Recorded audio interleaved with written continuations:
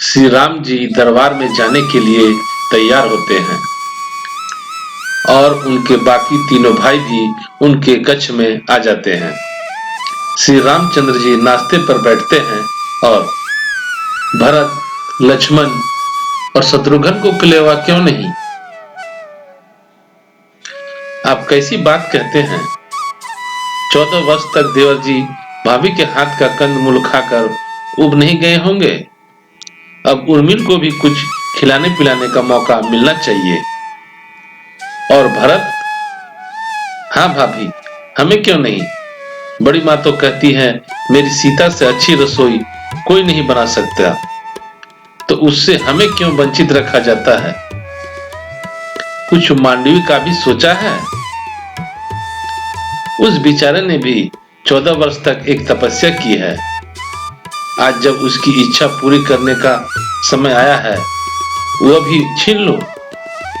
तुम पुरुष लोग हम स्त्रियों के हृदय की लालसा को नहीं समझ सकते। और बेचारा लल्ला शत्रुघ्न? लल्ला की गुप्त बात तो सबको पता है। वहां भी खाता है और यहाँ मैं जो बनाती हूँ छुप कर खा जाता है। सबसे छोटा है इसलिए तो भाभी का लाडला है। केवल भाभी का नहीं, मैं तो भैया का भी लाडला हूँ। महाराज की जय हो। गुप्तचर विभाग के प्रमुख आर्यभद्र और आर्य सुमागत आपके दर्शनों की आज्ञा चाहते हैं। उन्हें मंत्राना गृह में ले आओ, हम वहीं उनसे मिलेंगे। और फिर श्री रामचंद्र जी मंत्राना गृह की ओर चल देते हैं।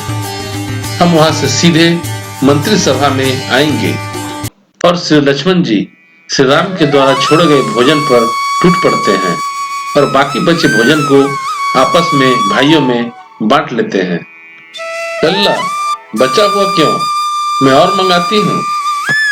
भाभी, ये तो हमारे लिए भगवान का प्रसाद है। देखो तो सभी को खाने की पड़ी है, इसलिए महाराज के साथ कोई नहीं गया है ना। जब महाराज गुप्तचरों से मिलते हैं तो वहां किसी को भी जाने की आज्ञा नहीं। क्यों? फिर गुप्त क्या रहेगा?